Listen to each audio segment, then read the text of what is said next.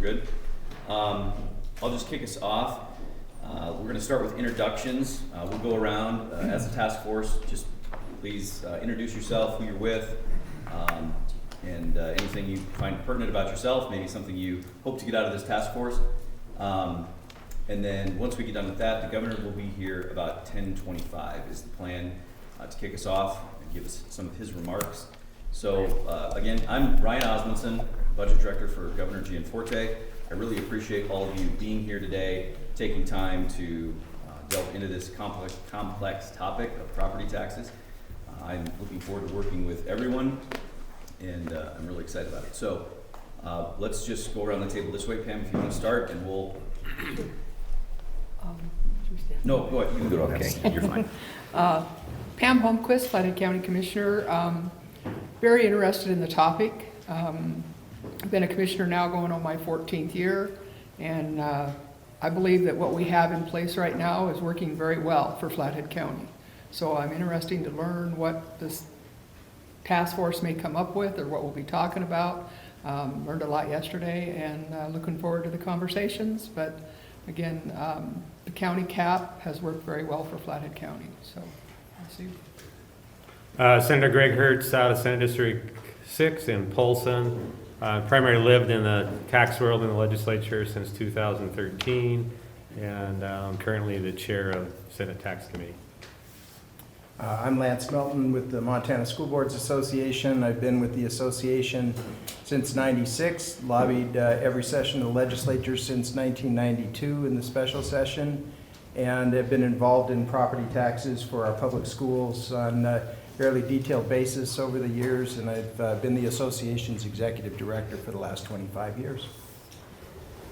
I'm Representative David Vitti. I represent House District 86, which is Hamilton and Ravalli County. I chair the Appropriation Subcommittee for Education and the Education Interim Budget Committee. Also served on a school board for 9 years, so that's where I got my first experience understanding school finance. Interested in this participating on this task force because of the importance of solving the property tax dilemma that has manifested itself in recent years. My work specifically in tax-related legislation was a bill I carried last session that promotes tax equity between school districts when children go from one school district to another, ensuring that there is a fair distribution of tax responsibilities between those two districts. Good morning. My name is Representative Dave Fern from Whitefish, House District 5, finishing up my 4th term in the House. I've been on the tax committee all 4 times. I live sort of in the epicenter of issues involving appraisals and the impact on kind of what's left of our middle class in our area. So that's a big priority to me, is to look at housing opportunities, where working people in our communities, teachers, nurses, etc., where they can live, and what's the impact of some of the property taxes that have been negatively affected by the appraisal process, and what we might be able to do to smooth that out to make it more affordable for some. Senator Todd McGillivray, Yellowstone County Billings. I represent Northwest Billings. Appreciate the opportunity to be on the property tax force. And obviously my interests are the interests of my constituents in making sure that their property taxes are fair, equitable, and hopefully lower. Representative Lou Jones, North Central Montana. I'm a small businessman up there. We have some business interests in a number of counties across the state. I'm currently the chairman of House Appropriations, have I guess been for a while. My interest in this is been involved in the legislature for some time and have watched this topic evolve, and as the state has become increasingly more of a destination state, increasingly, especially the western 2/3 or 60% tourist impacted, interested in seeing if there's a way that we can better work with this tax situation to have a more fair model in particular for Montana residents. I'm Sandra Vasika. This is my 5th year on the Missoula City Council. I have been very vocal about Missoula having a huge spending problem, but obviously the whole state property tax problem is a lot bigger and more complicated than that. So I just hope to bring my experience working with my colleagues on council who, like I said, enjoy spending to help local Missoulians and all of the state of Montana to keep staying in their homes. Good morning. I'm Paula Gilbert. I'm the new administrator for the Property Assessment Division, Department of Revenue, and I hope to just provide the task force with whatever information that they need. Thank you. Rhonda, can we start with you over here? Rhonda Wiggers. I'm here representing NFIB, the National Federation of Independent Business Owners. We represent the small businesses in Montana. I started working in property taxes in 1986 when I did my college internship at Cascade County Property Tax Division, and then started at the legislature working on property taxes in 1991 for a variety of different clients. And I'm excited to hear ideas and participate in finding a solution that helps Montana's homeowners while recognizing that many of our homeowners are also small businesses, so that we don't just move their tax burden from one of their checkbooks to another. Good morning, I'm Cynthia Johnson. I'm president of Montana Farmers Federation. So I'm here kind of representing the agriculture constituency. I farm with my husband Ken east of Conrad. I have served in this capacity for 3 years and served 12 years as a county commissioner of Montgomery County. And so I have a keen interest in property taxes and how they, especially how they impact agriculture. But I'd also like to explore some of the opportunities I think that the state of Montana is missing by the millions of people that pass through our state every year but don't live here. Good morning, I'm Errol Bell, Lamar County Commissioner. I'm also a rancher and landowner, wind farm developer and owner, and oil and gas producer. So I pay a lot of taxes in a lot of different ways. My biggest concern here is as a commissioner with residential property tax increases and affordable housing. Good morning, I'm Kendall Cotton. I'm the president and CEO of the Frontier Institute. We're an independent free market think tank based right here in Helena. And our primary interest here is identifying and addressing hopefully some of the primary cost drivers or drivers of property taxation, and namely the growth of local budgets. Brendan? I'm Brendan Beatty, Director of the Department of Revenue. Been the director for now 3 years, 1 month, and a week and a half. Prior to that, for the prior 25 years, I was counsel for the Montana Department of Revenue, and I represented the department in a wide range of property tax matters, everything from industrial to circularly assessed to residential. So I'm here because the governor asked me to, and also if you ever got to look at my email or my phone, I am on the receiving end of a huge amount of public angst regarding property taxes. So I have a keen interest in trying to be part of this committee to maybe reduce some of our public angst in this area. Thank you. I'm Sean Logan. I'm a Helena City Commissioner. I'm going into my 2nd term now, and I seem to be a bit of an anomaly here. Of particular interest to me is the impact of special districts on a property tax bill. And as Mr. Melton just pointed out, the color of money is the same. And those of us who live in municipalities, we see the impact that those assessments have overall on our bill. So that's kind of my interest. Good morning, my name is Todd O'Hare. I'm the President and CEO of the Montana Chamber of Commerce. The Montana Chamber of Commerce is the state's largest business advocacy organization. We represent businesses in every business sector across the state of Montana. Our interest is obviously the property tax piece of this. This is one of those costs that businesses can't control and adds to their bottom line, whether you're trying to create sustainable businesses in Montana, legacy businesses, or recruit businesses to the state of Montana. This is one of those factors that is out of the control of cost containment for business. Good morning, I'm Gordon Oakers, Roosevelt County Commissioner, so I'm northeastern Montana. I also represent, I'm in the leadership of NACO, Montana Association of Counties, and also in the leadership of the Montana Association of Oil, Coal, and Gas Counties. I guess I'm concerned with, without having new money coming in to help buy down some of the property taxes, it creates a tax shift, and where that tax shift is going to happen is a concern, and I think a solution that we can find a problem or issue we can find a solution to. And I have a little different perspective, being from the Northeast. We don't have the growth that the Gallatin counties and stuff have had, but it's an interesting, dynamic problem. Go ahead. We've got a few members on Zoom here. If you'd like to, Dwayne, if you want to kick it off.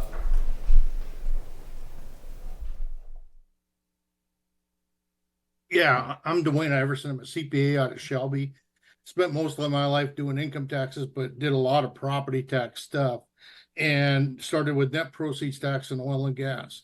Been involved for a long time looking at that. I guess my motivation comes from way back in the early 80s. Governor Swindon told me on a meeting we were having on net proceeds tax that he says taxes can't be fair. He says you got to take from those who have it to give to those who don't. And that motivated me to try to find a balanced and equitable approach. And that's what I've spent the last 40 some years doing.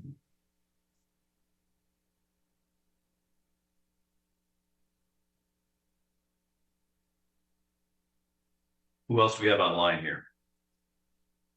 DJ Smith. I'm here on behalf of the Montana Association of Realtors, and I graciously accepted the invitation. As we know, our home buyers are burdened by taxes, property taxes in particular, and more we're seeing consumers faced with staying in Montana or having to leave because they can't afford it. And so we're looking to look forward to a solution that helps all Montanans. My name is Manish Bhatt. I'm a senior policy analyst with the Tax Foundation. I'm based in Dallas, Texas, but the Tax Foundation is based in Washington, D.C. We're a nonprofit, nonpartisan policy research organization. I have the privilege of covering Montana, as well as much of the Mountain West and states throughout the country as part of my portfolio as a member of the state team. I'm also personally invested in the Mountain West, having lived for quite a while in Wyoming, and miss it dearly. So I'm looking forward to being part of this conversation, and I'm honored to be part of the task force. Hi, everyone. I'm Jeremy Horpedahl. I'm an economics professor in Arkansas at the University of Central Arkansas. I also direct a research center here that focuses on state and local tax issues. We focus on Arkansas, but also cover the entire nation to make comparisons. In Arkansas, we have had a task force much like this that met in 2018 and 2019. That was composed just of legislators here, but I did present and testify before that commission several times, along with folks from the Tax Foundation, where Manish is working. I'm really excited to both learn about and hopefully help and give some outside perspective on this. I think I do applaud you all for doing this here. I think that with the sharp increase in property values across the country the past 3 or 4 years, this is an issue that's going to come up in every state in some way. So I think you guys are getting ahead of it, and I'm really interested to learn what you are, what comes out of this, and happy to be a part of it. Just on a personal note also, well, I'm not from Montana. I'm actually from the Dakotas, originally born in Bismarck, and lived there for the first 25 years of my life. And I have some family in Missoula, and my parents are in South Dakota. So feels far away in Arkansas, but I'm also feel close in some other ways. So thank you to the governor's office for bringing in myself and a couple other outsiders to give our perspective. Thank you, guys. We're going to go ahead and introduce some staff now, just so everybody knows who is who. We have, go ahead, Brandy, if you want to introduce yourself. Hi, I'm Brandy, and I'm the executive assistant for the Okay, go on. My name's Elena Brown, and I'm working in the governor's office. Good morning, I'm Ryan Evans. I'm a chair and budget director, Osmundson's assistant director of the governor's budget office. Certainly, if any members of the committee have any questions, I know both me and Deputy Director Mendenhall's contact information is on the website, which is now linked and posted to our website, budget.nv.gov. So any questions you might have, we certainly have our staff here. I'll likely be present at most of the meetings, helping coordinate some of your subcommittees, some of your other meetings, but certainly if you have any questions, certainly feel free to filter those through the Deputy Director Mendenhall and myself, and we can make sure they're in the right person's hands. So, thank you. Scott? I'm Scott Mendenhall, Deputy Director. I work for Brendan Beatty, and I'm a liaison with Ryan Evans for this committee. Oh, well, again. I'm Ralph Franklin, I'm the property tax guy at the budget office, work for Ryan and Ryan. We have some more staff here sitting down. If you guys want to stand up and introduce yourself. Eric, go ahead. Eric Dale, I work at the Department of Revenue. I am the director of the Tax Policy and Research Unit within the Department of Revenue. Here to answer any questions, I suppose. I'm Cheryl Gray. I'm the administrator of the State Financial Services Division of the Department of Administration. Within our division is the Local Government Services Bureau, where we collect all the local government budgets, financial reports, audits. So I'll be staffing one of the subcommittees, I think, to help answer questions. Nancy Hall. I'm the K-12 analyst, budget analyst for the Governor's Budget Office. I'm Ben Turnus. I'm also with the Governor's Budget Office as primarily the higher education analyst. Dylan Cole. I'm the property tax guy at Department of Revenue. If LFD wants to introduce themselves, that'd be great too. They're a great resource and we appreciate everything they do. So we'll be using some of their links online, I'm sure. I'm Julia Patton with the Legislative Fiscal Division. I primarily do K-12 education and property taxes. I'm Kurt Swilling, also with the Legislative Fiscal Division. I look at a lot of property taxes as well, and as well as the Office of the Commissioner of Higher Education. I'm Megan Moore. I'm actually with Legislative Services, but I'm the property tax person in our shop.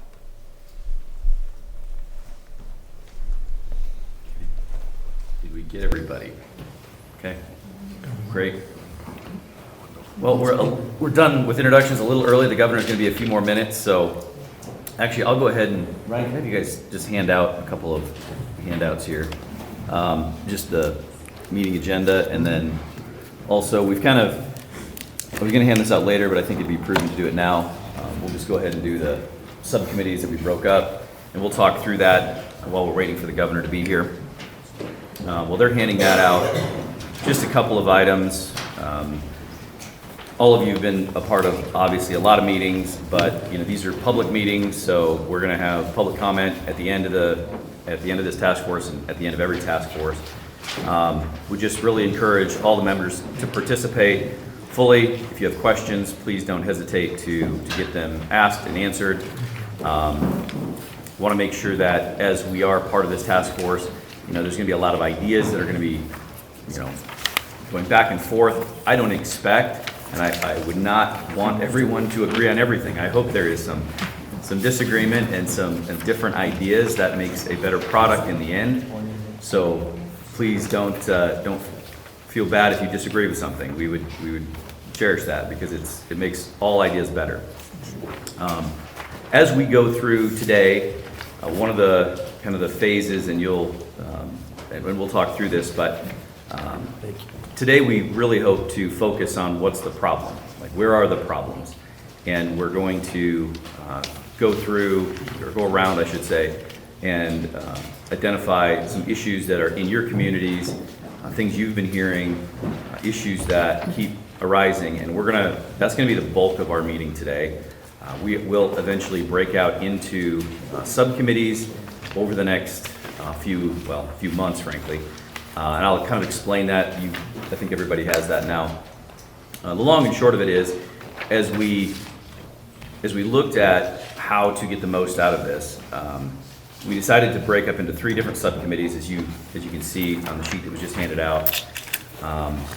It certainly isn't exclusive. It just was we thought a good delineation where we have, as you can see, education as one subcommittee, local government, and then, as we talked yesterday a little bit in some training, anything you do with property taxes is a shift. And so we felt it was prudent to have kind of a tax fairness and equity subcommittee looking at how things shift from not only jurisdiction to jurisdiction, but taxpayer to taxpayer.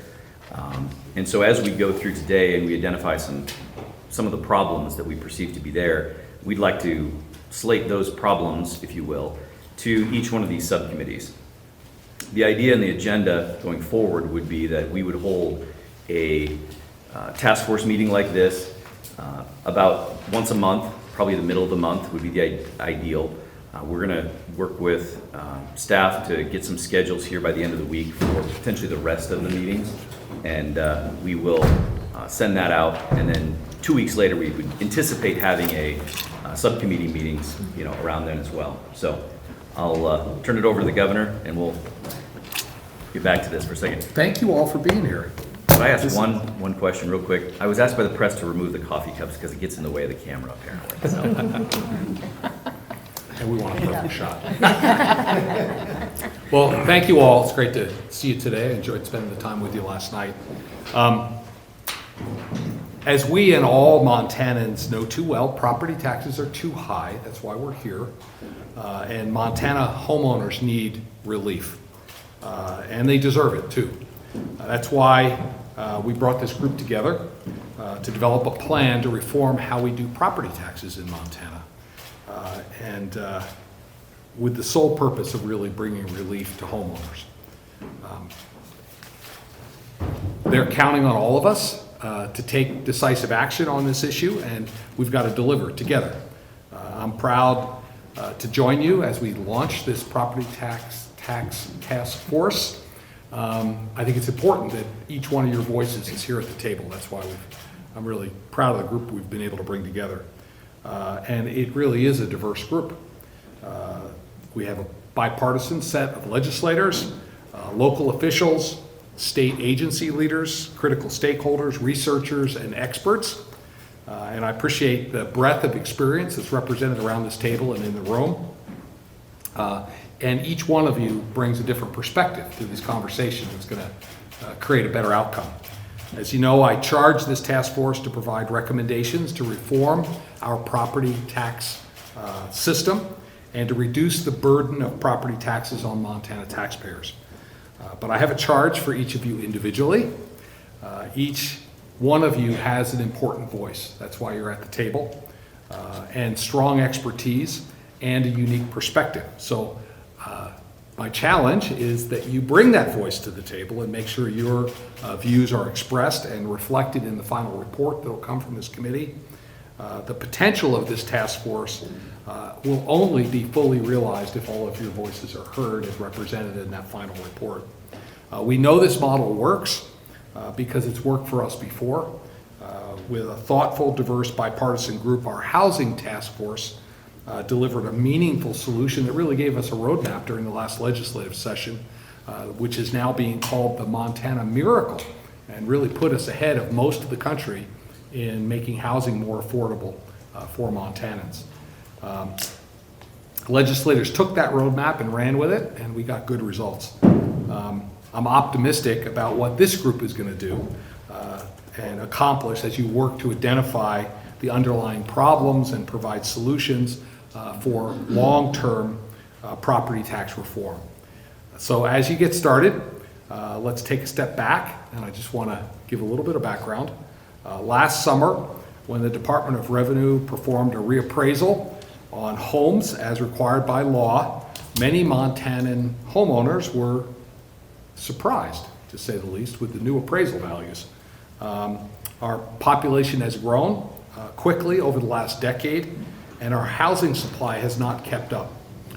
We've seen a 10% increase in population and only a 7% increase in new home construction. That's why the housing task force that we put together was so important. We face an increasing demand for housing and property. As a result, the market value for homes has increased significantly. Understandably, Montanans felt sticker shock when they got their appraisals. Recognizing this, we worked with legislators to provide one-time property tax relief for Montana homeowners in the last session for their primary residence. And we were very intentional that the relief must be targeted at Montanans for their primary residence. We didn't provide any assistance for second or third homes, and we didn't send any of those rebates to people that didn't call Montana home. Over this last year, our $1,350 property tax rebates provides the average homeowner with relief that more than offsets their tax increase. Last year, I think the Department of Revenue did remarkable work. We sent out 216,000 property tax rebate checks to Montanans across the state. These rebates were only possible because of the fiscally responsible policies that we were embraced in our budget from 2021 and again in 2023. But as I've made clear, the property tax rebates are a temporary solution. We need long-term reforms. Property taxes are too high, and homeowners need and deserve permanent relief, and that's why we are convening this group. So I want to be frank. This is no small task. Property taxes are very complex, and we're not going to kick the can down the road again, though. We need to solve it. We need to deal with this important pressing issue that all Montanans face. And while all of you in this room know this, ultimately, property taxes are a function of local spending. In fact, 85% of property tax revenue from residential homeowners goes directly to local jurisdictions. The remaining 15% comes to the state, and the state returns every single penny back to local K through 12 schools to pay for local education through the equalization. Most local governments, including counties, are good stewards of taxpayer resources and live within their means and exercise restraint as it comes to property tax. And I look to Flathead County in particular. You've done an exceptional job. It's a great example of fiscal responsibility. That's one reason why I'm glad you're with us, Commissioner Holmquist. Between fiscal year 2023 and the fiscal year 2024, Flathead County cut their taxes, their spending by over 2%, and that was just good management. But there are some counties that are, frankly, spending out of control, and increased spending drives higher property taxes. The equation is really that simple. The numbers bear it out. Between 2001 and 2022, over that 10-year period, 20-year period, inflation grew each year by about 2.4% on average per year, 2.4%. But the average property tax growth rate for counties and cities statewide grew 6% per year over that same 20-year period. So far in excess of inflation. Now, part of that was due to population growth, but not all. Ultimately, we need long-term reforms to rein in property taxes. We must arrest the rate of growth of property taxes. We must ease the impact of drastic increases in property tax appraisals. We must increase the transparency of property tax bills and make them easier to understand. We must improve the payment schedule for property tax payments. We must increase transparency and public engagement in the public budgeting and mill levy ballot measures, which add to property taxes. And we must ensure that each Montana child has access to a quality education. We must ensure Montanans who are struggling to make ends meet are not at risk of losing their home because of higher property taxes. And we must do all this without imposing a statewide sales tax, period. To be sure, these are daunting challenges. That's why I'm so glad we have such a great group here that are going to work on this. I'm committed to reforming property tax system, and I need your help. I know we all share the same goal. Every day I'm focused on opening doors of greater opportunity so more Montanans can thrive, prosper, and raise and pursue the American dream right here in Montana. And every day Montanans work hard to realize the American dream, to earn a decent living, to raise a family, to contribute in their communities, to retire comfortably, and to own a home. Government should not stand in the way of Montanans striving to achieve those core elements of the American dream. And I ask you to dig deep. to be creative, challenge one another, identify solutions, and leave no stone unturned as you look at this challenge. And please, put it all together and provide your recommendations. This will give a roadmap to the legislature in 2025 as we do permanent relief. And we need solutions to address high property taxes that so many Montanans are facing. And they're counting on us. I look forward to your ideas, and I'm here to be a resource whenever I can be helpful. And just as I believe government regulation should have a light touch, I believe I should have a light touch on this committee, which is why I'm gonna let you get to work and get out of here. I appreciate your time and your commitment to reform and your generous service to the people of Montana. Sincerely, thank you. So I'll let you get to work. Thanks for being here, and thank you for bringing your expertise to the table. Thank you. Thank you.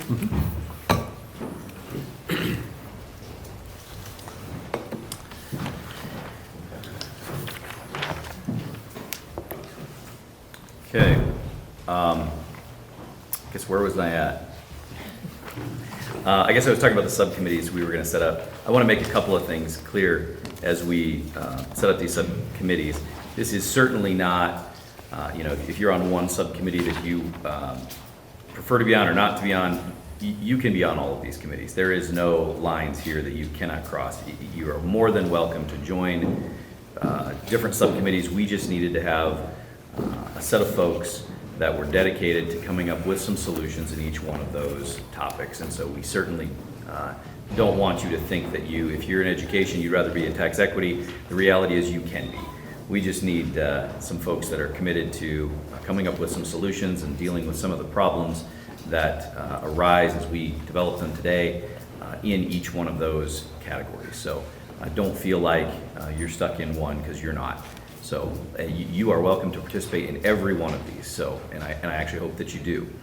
We just, the old adage, when everybody's in charge, nobody's in charge. So we need to specifically put some folks in charge of these different topic areas. So I appreciate the chairs and vice chairs that are willing to kind of head this up and serve on these. Again, kind of going back to the schedule a little bit, the plan is middle of the month we'll hold these task force meetings, which the subcommittees will report to, obviously. We will work with, our staff will work with the chairs of each subcommittee, setting up an additional meeting, and I will leave it up to the chairs of each subcommittee if they think they need to meet more than once in between the task force. That I will leave up to them. We definitely need to work with staff, though. As you can see, we have certain subcommittee staff that are dedicated and they cross over at times, so coordination will be important on that. Our staff, and they introduce themselves, will be there to help you get some of the requests that I'm sure you will have and questions that you will have answered. DOR will be invaluable in that. That will be, they'll be in every one of these and very helpful, so we appreciate their support on this. I guess, yeah, as far as deliverables, in the executive order, we were asked to do this and have this delivered by August 15th. So one of our last task force meetings will be prior to that, so we can put together the recommendations and strategies that we'll be able to present to the governor and to, obviously, there'll be a lot of these recommendations that will be picked up by the legislature. So it's great to have some great legislators here that will, I'm sure, volunteer to carry this legislation. So glad to have them. Are there any questions at this time? Yes. I just want to recognize that Senator Bourgeau, who's on this committee, has just walked in. Welcome him. Welcome. I assume you had fun driving here. Montana. That's true. Thank you. Any other questions before we get into? Okay. So I think what we'll do, what might be the best, I'd just like to have people start thinking about, and we'll put some stuff up here on a board, and I guess if Ryan can maybe write for us. You've all spent a lot of time, obviously, in your communities, your constituencies, have been expressing concern, problems, and as the governor hit on some of them. But we want to get some specifics. I want to really focus on what are the issues, what are the problems, as opposed to throwing out solutions quite yet. I think the solution phase will certainly be in the subcommittees. That's where we'll be vetting those solutions. And as we went through some training the other day, it's extremely complicated. I mean, everything you touch in property taxes obviously touches something else and affects everything else. So solutions, and we may have them, and if we do, and if we want to bring some of those to light, we'll put them on another board so we don't lose them, but we definitely want to focus on what are the issues so that we can assign them to the subcommittees so that they can start looking at and delving into some of the solutions or potential solutions that they can start vetting. So I will open it up if there are people that want to start. Happy to. Yeah, Pam. Sure. So I guess for me, it's, especially in Flathead County, but I think it's statewide, the unprecedented growth of individuals moving to our state and the home values going up so high has just been a real problem for the whole state, including Flathead County. It's hard to provide the services that we need to provide when we have such an influx of newcomers coming in. So I think that's a huge problem that maybe we can look at. Yeah. So maybe property taxes increased due to population influx. The influx, and then providing the services, you know. Okay. And we do pretty good, but at some point there's a breaking point, right, where you can't keep supplying those services without more funds. And so, although I believe in the cap, the 15, 10, 420, I think does cap counties in a good way, it also kind of restricts us on what we can provide for services. But at the end of the day, it's still, for our taxpayers, it works very well, because then we can't just pick a number, right? How many meals we're gonna get or whatever. There's actually a formula that tells us what we're gonna get, and then we have to live within our means. So for me, that's a good thing. What happens a lot of times, I think, is there are a lot of special things that people want. They want additional, whatever it might be, amenity of some sort. And so they come and they want you to put it on the ballot, and then it's up to the voter to say yes or no. Well, if you get a lot of those on the ballot and they pass, your property taxes just keep going up. So the voted levies and assessments are really what kind of hamstring the taxpayer, probably more than just the county side. Because of our cap, we can only go so far, but all that voted stuff just keeps accumulating, getting higher and higher and higher. So I think that's a problem but you know, at the end of the day, the taxpayer's voting it in. So who am I to say it's not right? Or, you know, if they want it, they'll vote for it, and then it's on their taxes. But I think an issue that came up kind of related to that was just the turnout. Yeah. You know, due to the timing of those elections, at times you get a very low voter turnout, and so you have I hate to say it, but a minority imposing the tax on the majority, and that's kind of their own fault for not showing up and voting. Well, but and you've got a it's very highly motivated group wanting this amenity, and they're going to vote, and they're going to get all their friends to vote. And then there are others, like you say, they do it in, you know, off in May or April or whatever. They'll throw out a mail-in ballot, and people just sometimes don't vote, and so it passes. Or they don't understand what they're voting on, because a lot of my friends from high school, they think it's multiple choice test, and they don't even know what they're voting on, so they want to fill out every single part of it Right. to say if they did it right. And I said, you don't have to vote on everything if you don't understand it, but I think the voter education would also be really Education is helpful. huge for the average voter out there. Really, a lot of them don't understand it, and so yeah, education is huge. Dave. I think to express what the commissioner is saying, yes, Flathead County has been doing a good job at looking at the budget. And I mean, you can look at yourself in the mirror and say that. Yeah, the taxes for many property owners really went up. So I think one of the problems I would identify is that I don't think the system was built for such a rapid change in appraisals.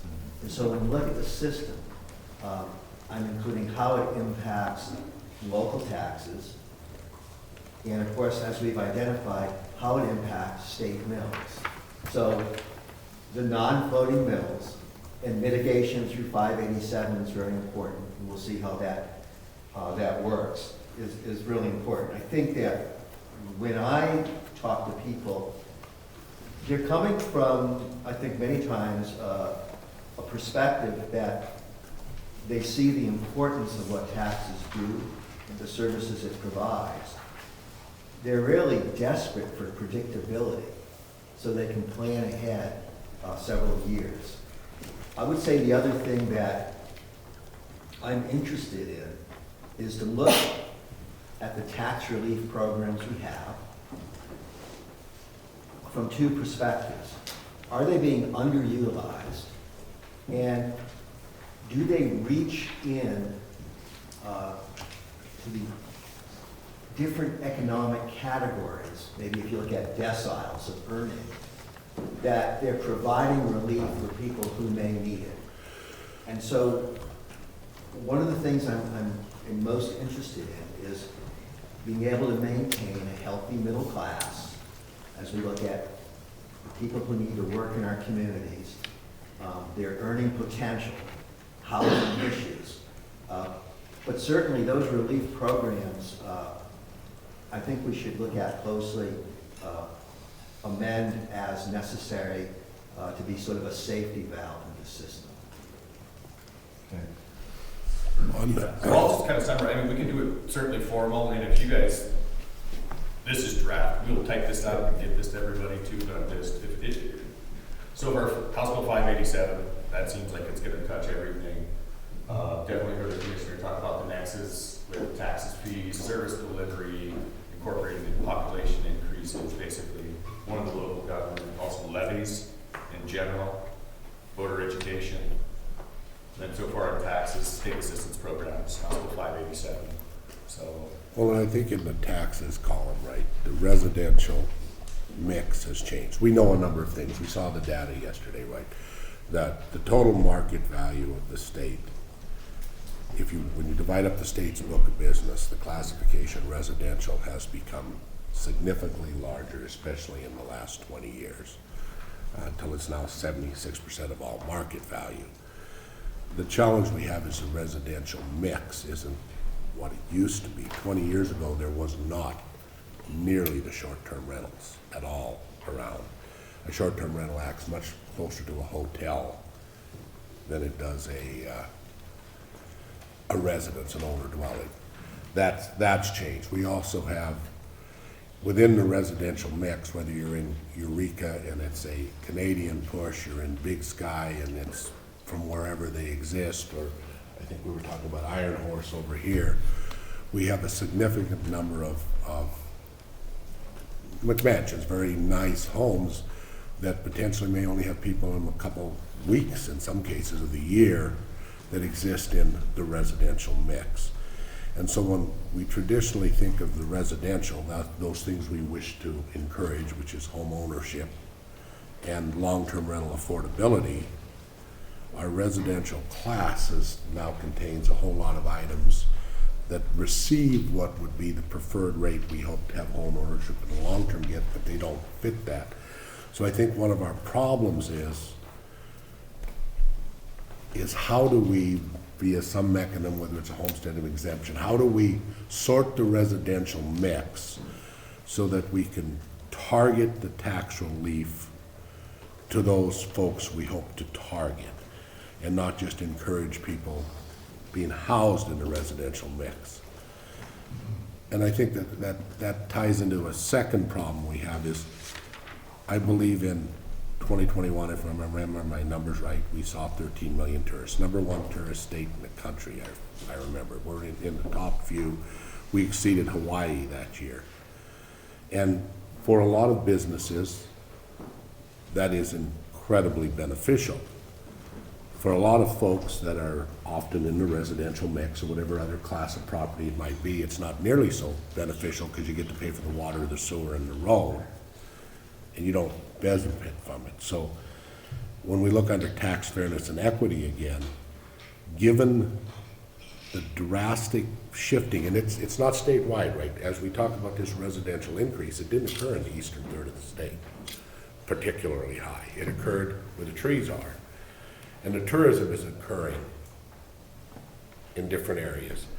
How do we, the problem is like a tax system that ensures that the tourists participate in providing for the roads they drive upon and the services they consume, not just benefiting the hotel itself that they might stay in, but how do we ensure that this changing economy, right?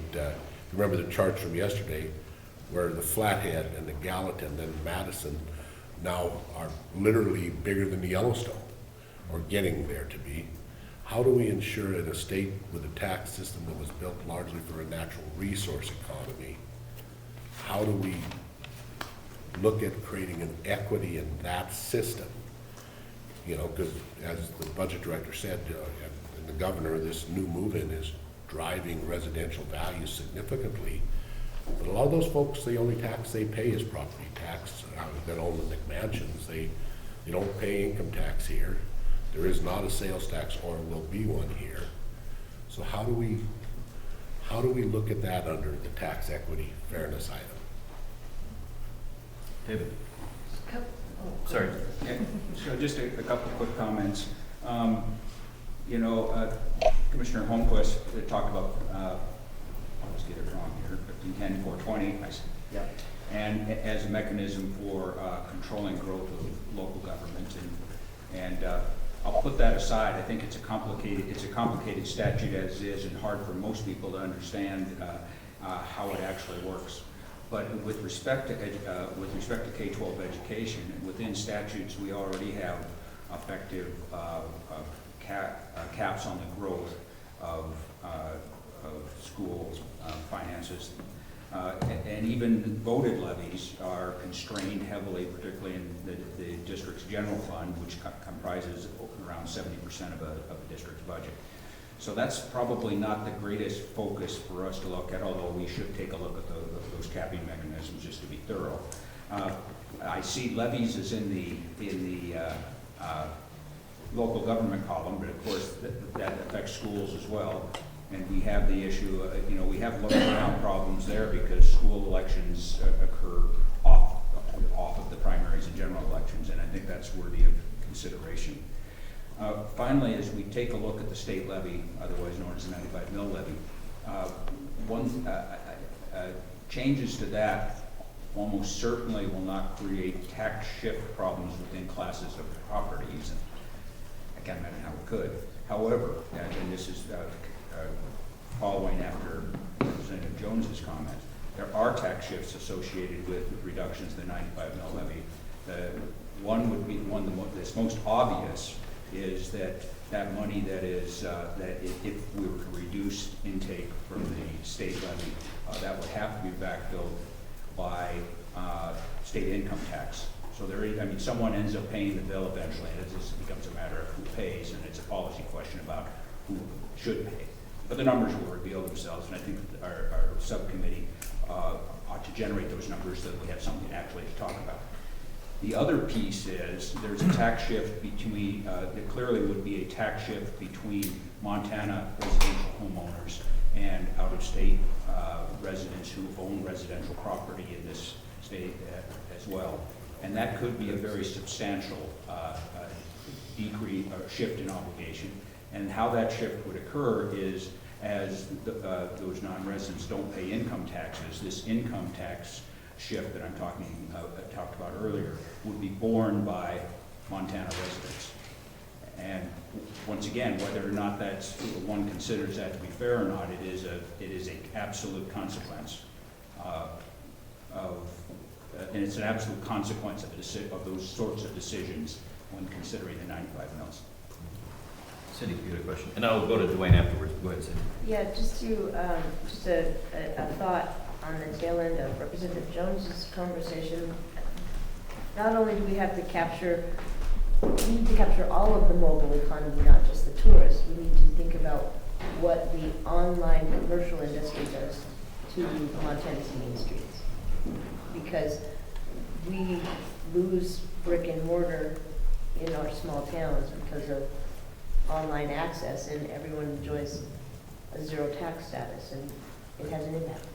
Yeah, because that brick and mortar used to pay property tax. Yeah. Dwayne, you had your hands up. Comment back to the commissioner in regard to the voted levies, okay?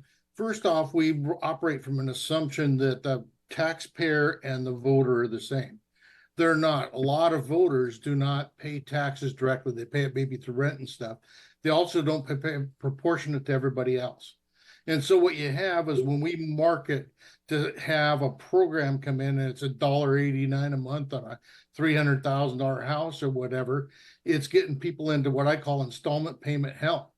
You know, and yeah, you can afford that this month, but it's every month, and next thing comes and it's another $2 and that type of thing. And I think that we have to realize that the taxpayer and the voter are two different parties.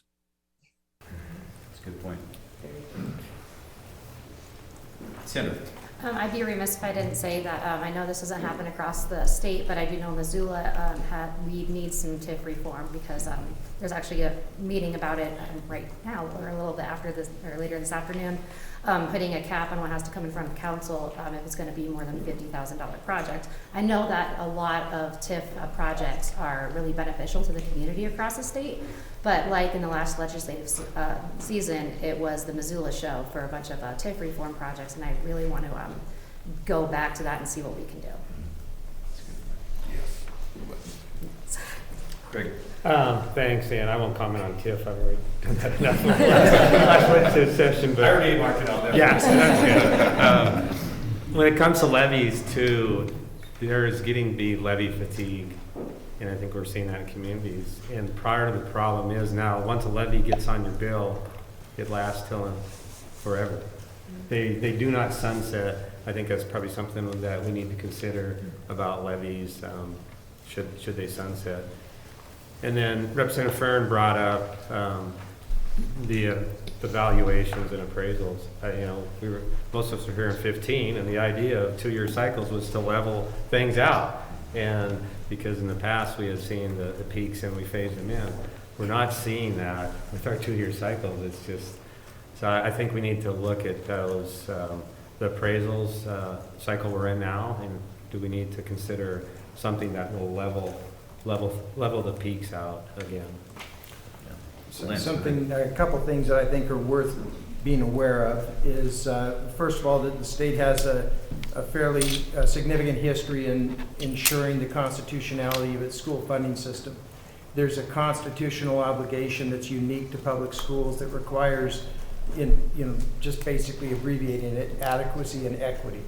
But the system is supposed to be designed to develop the full potential of each child across Montana, and the legislature is responsible for providing a basic system of free quality schools and distributing its share equitably. And the state has successfully defended itself, and I think done a really nice job over the last 10 years in particular. And I think you got to watch out for the potential of unintended consequences as we work through these issues. The other thing I would just suggest is to clearly distinguish between and ensure comfort with non-voted levy authority, and in the case of voted levy authority, and we took a lot of heat for this last time, we were ready to go with one levy election every 2 years cycle, and worked diligently with Representative Hopkins, I think, to get it done. And we're willing to have continued discussions about that. We like voter involvement. I represent more elected officials than any other group in the state, over 1,400 of them, and they all serve with no compensation, and they listen to their communities very carefully. On that half the rate. Go ahead, Brandon. So, as the guy who was on the receiving end of all that public angst, I told you I can actually tell you where the vast majority of the problem, at least in the eyes of the taxpayers who we are here to represent, came from, and it was sticker shock. They got their appraisal, their assessment notice from us, showing their new appraisal notice. The law requires the Department of Revenue to put on last year's mill levy, last year's mills on there. Those taxpayers get that.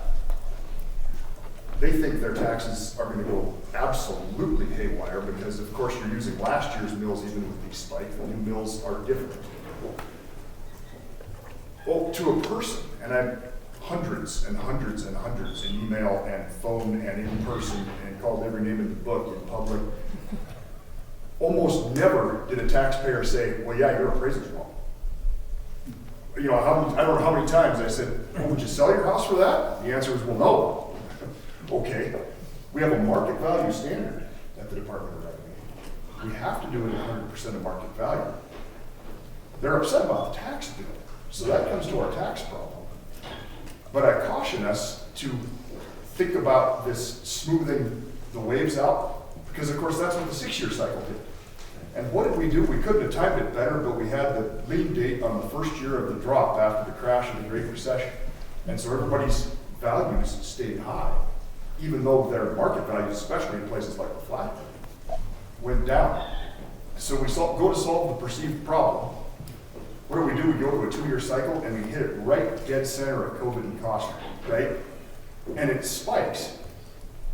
How do we smooth that out without completely disrupting the market standard?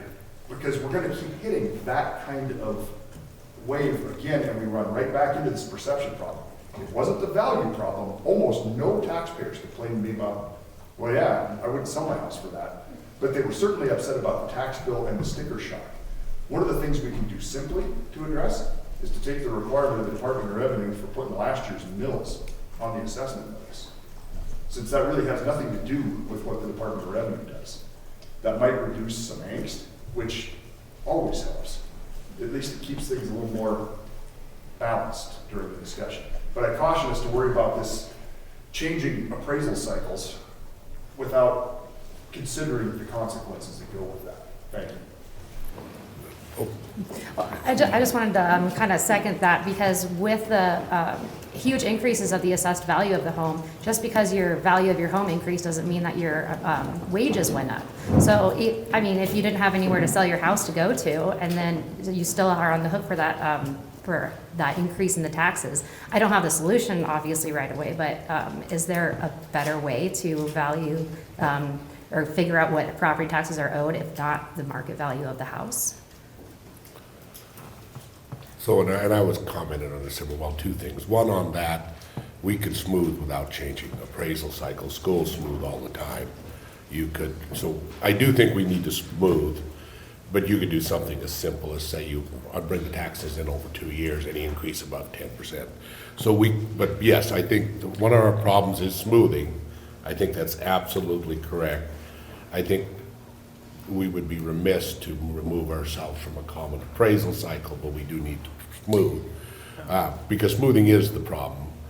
But I also think, and I served on a city council for 6 years, a long time ago now, interestingly.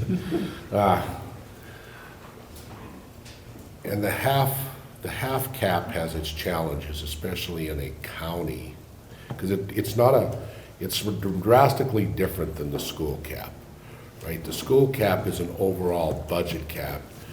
The local government cap is I always call them a column cap because I refer to stuff in my own language, but it's the general fund type cap.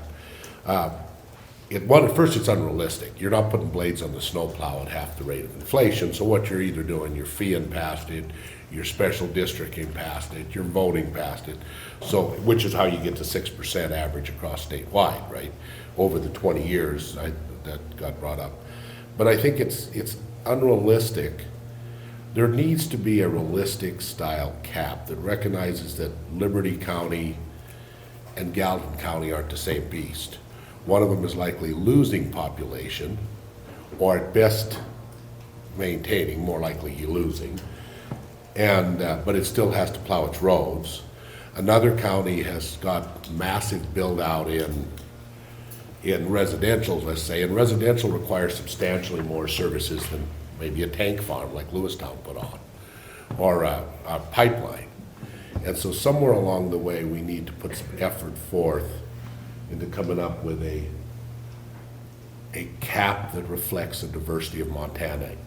So the problem is that the half of, I guess the problem would be this, that cap probably doesn't allow may create some bad avoidance behavior, but it also doesn't allow the flexibility counties and cities need to do the work they do. And so if we're going to look at controlling some of the voted mills, et cetera, which seems to be a discussion, we also probably need to visit how that cap could be better done to reflect the diversity across Montana today. Yeah, and I think Pam brought up the point of local government services. They're required to provide these services. So what's an adequate, what's the reasonable growth rate that they need to be at to do that? I think that's where, when we look into some of the local services delivered, I think it's going to beg the question, well, what's required to do that? So I hope we can vet some of that out. Yeah. David. I think as a state and as various communities, there's sort of a public relations disaster before us. And I'll use Helena, because Helena was cited just this morning and yesterday as sort of average reflecting the state. And often when I come here, I stay with my sister-in-law and husband, and she works in the school system here, and relayed some issues going on with the Helena school system. So we saw an example of a pretty significant tax increase for what was probably a relatively modest property. And we saw increases in the city, we saw increases in the school district. At the same time, a couple weeks ago, I read that Lewis and Clark County faces significant changes and cuts in their health department. And negotiations sort of fell apart with the school district with 1% on the table. So there you have a situation where we saw the taxpayer, and let's say it's an average taxpayer, saying, my God, look what happened. What are we getting for our money? At the same time, what's transpiring is cutting of services.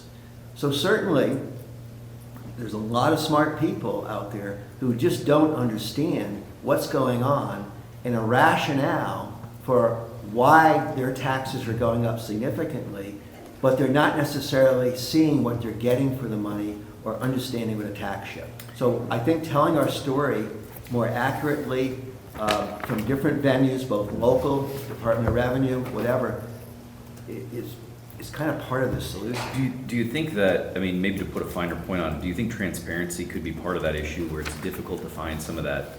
In other words, if you go into a county's budget, it's very difficult to understand what's going on there and why they need what they need. Correct. And, local government services collects that data, but it's work to get there. And as a state, we've worked for years now, when I was in the Senate and House, to be more transparent with the state's budget. And now LFD does a great job of putting just about everything online. It's very easy to access, it's easy to dig in.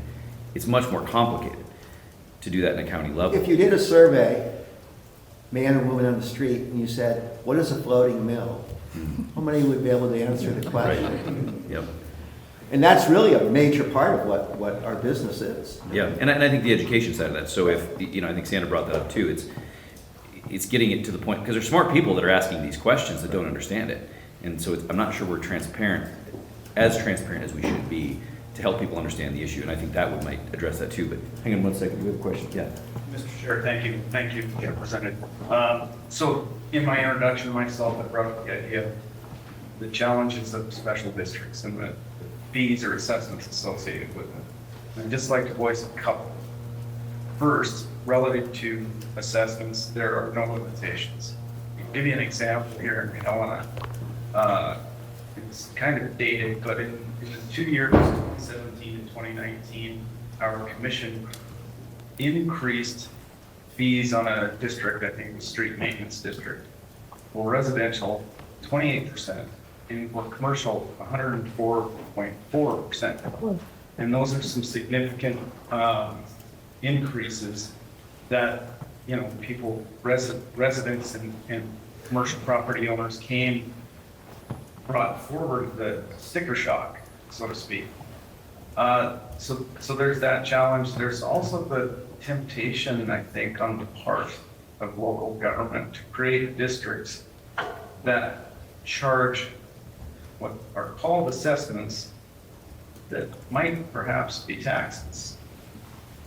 And so the question of what's the difference between a tax and assessment is become very gray and fuzzy. And it's important because, like in Helena, for example, think of all the tax exempt properties that exist in town, that if you call it an assessment, now you can get something out of it from it. So it's just some things to think about. I think Shane's handled what you've done there. Thanks. Good to see everyone. Senator Shane Moore. I think I've met everyone here at some point throughout my life. I'm glad to hear some people bringing up the issue of like Airbnbs and that sort of thing, because I think there's things that we should be looking at as far as incentives for those homeowners. So I appreciate the Representative Jones bringing that up. Obviously in Missoula, one of our big issues is renters and affordability for renters, and how that shift has happened with taxes onto renters in our community. And so really would like to hope that we take a hard look at that within the mix of this, because I know all of our communities are a bit different. We have different needs, we have different population bases, and I'm glad we're kind of talking about it holistically from that perspective, because I think not one size fits all here, right? So I think everybody's doing something a little bit different, or has different priorities even. So I'd really like to just make sure that we're taking a look at that, because in our community, we have a massive renter population, and I think they're being hit pretty hard as well. I think it's pretty well known that shift typically goes from taxes, not all of it, but a lot of times it shifts over to the renters. So there's one, okay, Yeah, sure. Thank you, Director. I'm just gonna add just a little bit, and I think we fairly well captured it here. But I think Representative Jones brought it up. I think Mr. Iverson brought it online, but I think it's important to keep in mind that when you take a look at the big increased counties as far as property taxes go, those counties also lost over the course of the last 20 years some of their biggest property tax payers. Take a look at Missoula, right? I mean, you lost Smurfett Stone as one example. Every community you can go down, I know in Bozeman and Belgrade area, right? There used to be RY lumber in Belgrade, has been replaced by gas stations. This has created a shift not only to property taxpayers in the residential market, but it's also created a shift for the existing commercial entities that remain. Now, we can't go back and unring the bell that happened over the last 20 years, but I would suggest that it does give us a picture into the future. And to roughly quote Representative Jones, we need to skate to where the puck is headed. We can talk about smoothing of appraisal times, we can talk about transparency, we can discuss all those sort of items all we want. But I can assure you that in 10 years, maybe 5 years, unless we do something about the way that the tax is structured on property today, this shift is going to continue and it's going to accelerate as you see businesses that are remaining today with bricks and mortar competing against businesses that don't have bricks and mortar, large industrial sort of businesses that are in the state may be under additional pressure as a result of increased property taxes. Is going to just further exacerbate the problem that we're dealing with today. So I think it's important to keep in mind that we're taking a look right now at what has happened over the course of the last 10, 20 years, particularly over the last couple of years. That issue is only going to continue to get worse unless we figure out some way to address the underlying sort of challenge the way our property tax is currently structured today. Yeah, can I get Wayne quick and then I'll come back to Lance. Wayne? Yeah, thank you. One thing as we look at this, it seems to me that we got to assume that the costs are controlled and have to be spent. We can't spend time trying to cut other people's budgets.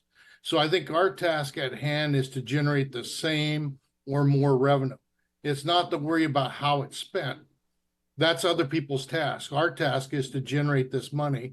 How are we going to do it fairly, equitably, and balanced? I was just hearing what others have been talking about, and Sandra talking about the distinction between the ability to pay versus the value of the home.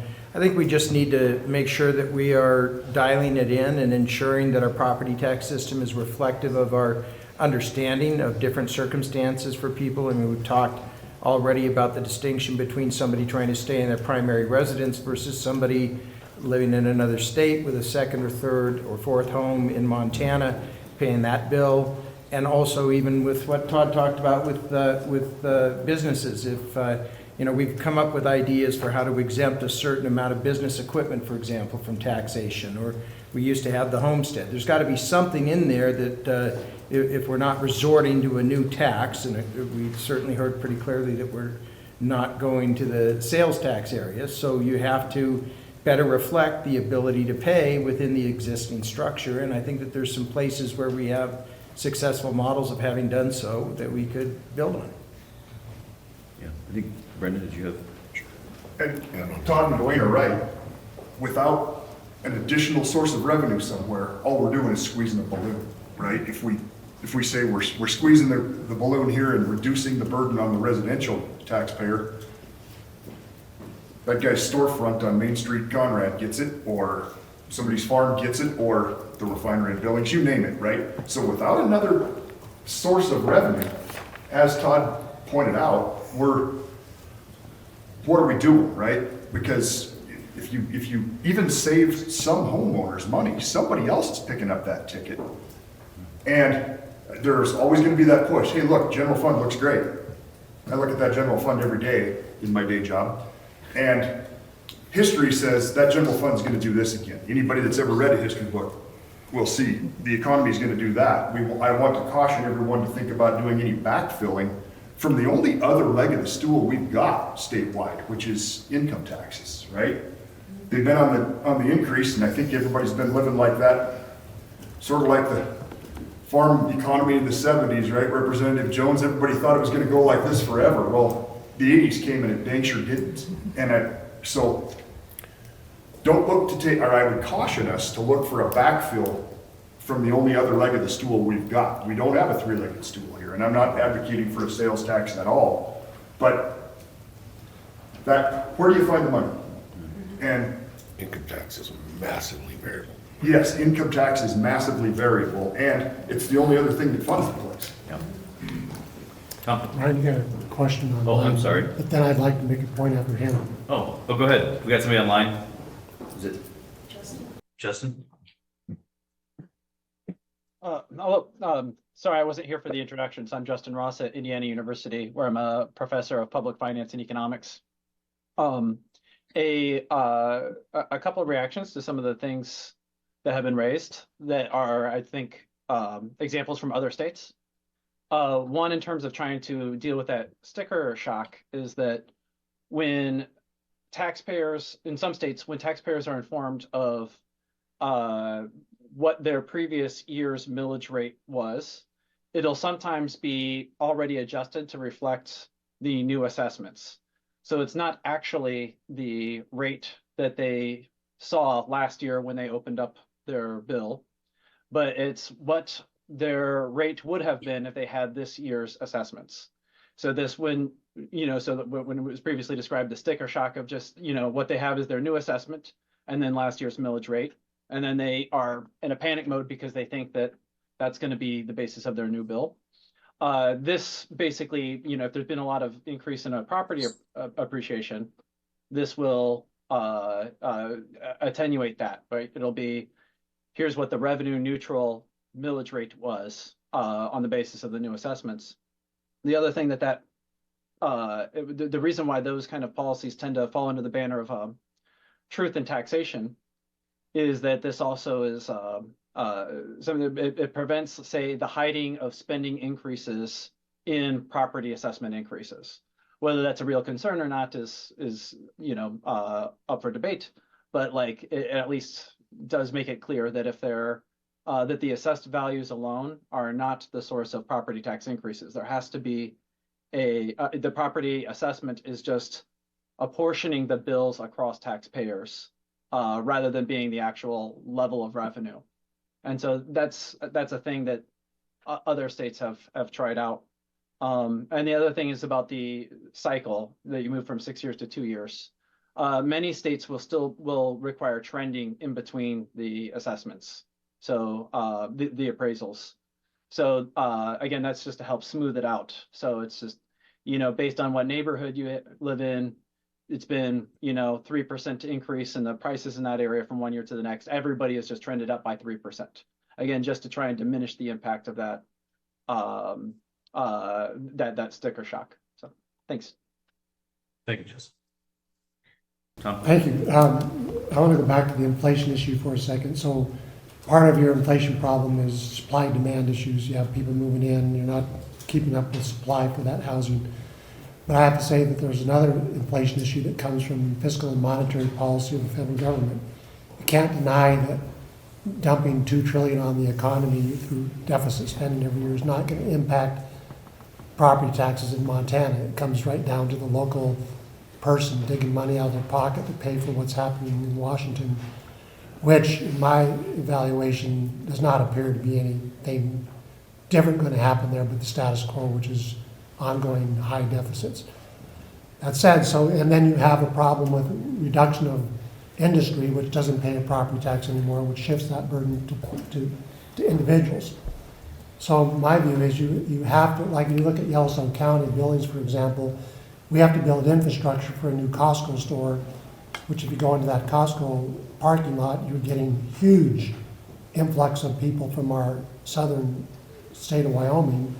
They're coming in, spending, I don't know how much, it'd be interesting to know, millions of dollars. So my view is you have to capture the residential tourist, which is the guy that lives here 2 months of the year, 1 month of the year with a McMansion, and you have to capture the transient tourist that comes up here and spends a lot of money going through the state. And there needs to be a way to capture that revenue. And then you can actually not transfer, you can actually give a residential average Montana homeowner tax relief by capturing a source of revenue that's coming from outside the state, a new source of revenue, and particularly a source of revenue that appears to be building over time. But you have to realize too that part of our problem cannot be resolved in this room or in the state. It's part of a big part of it's a federal problem. And that's going to continue. Yeah, I was going to ask if you wanted to put up the federal government as the problem. I'm not sure we were going to go there. The problem is in Washington, yes. But no, I think it's a good point though, Tom, you make. I mean, I think we've got it on here in several different places, I think, which is people using services in the state, but are not really participating in our tax system. Right. And I think that could be, Jones has referenced it with the, out-of-state homeowners. You reference it in, out-of-state, whether it's tourists, whether it's people that are just from the state beside us using our services, coming and shopping and then going home. They're using our services, but yet, what are they participating in? I mean, really not much. So I think that is a problem that, it's going to be in several places there. So, yeah, Sandra. I don't know if any state has ever done this or if anybody's ran the numbers for Montana, but I know we're not at the solution stage yet, but would it be possible to move 100% from property taxes to 100% sales tax? So just flipped it. We don't have because that's what a lot of constituents are concerned about, is getting all three of the legs of the stool. But if we eliminate one, can we just replace it with something? That's probably a silly question. It's a lot more complicated than that. We ran the numbers at times on that, but the sales tax at 4% does not generate sufficient income for 100% replacement. You'd obviously, there are sales tax models that can be run. The challenge is that the sales tax doubled in popularity. If I remember the Chamber of Commerce's words, it went from like 10% to 20% popular. So the odds of a sales tax being the solution is probably pretty limited. But we have ran, and we do have sales tax models that can let you look at partial and full. It's not the art of the possible, right? It's the art of the impossible. And so, unless something's drastically shifted, it wasn't big enough on the last model, there'll be a new model and the guy can run it again. Property tax is bringing in $2.2 billion, and I believe the 4% would generate around $1 billion. So it was. We had a model, we had a bill a couple sessions ago that eliminated property taxes. It was 800 pages plus. I believe it broke down systems in the state when it was put together, burned them out. It's extraordinarily complicated.